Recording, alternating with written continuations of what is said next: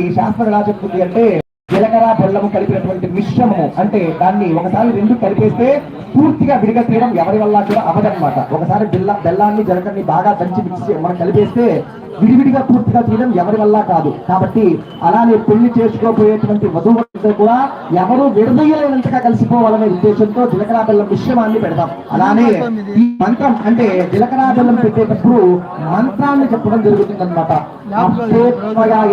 నాతి చరితవ్య కామేత్వయాయేచ నాతి చరితవ్య స్థిరేత్వయాయేచ నాతి చరితవ్య అనేటువంటి మంత్రాలు చెప్తామన్నమాట. ఈ మంత్రాలకు అర్థం ఏంటంటే ధర్మ అర్థ కామ మోక్షములలో అంటే నేను ఏ పని చేయాలన్నా దాంట్లో నువ్వు తోడుగా ఉండాలి. అలానే నాకు అంటే నా భార్య అంటే ఎవరిని చూసినా కూడా నా కళ్ళు వారు అందంగా ఉన్నారు అనిపించకూడదు. నాకు ఎప్పుడు నా కళ్ళకి నువ్వే, నేను పెళ్లి చేసుకోబోయేటువంటి నువ్వే అందంగా ఉండాలి.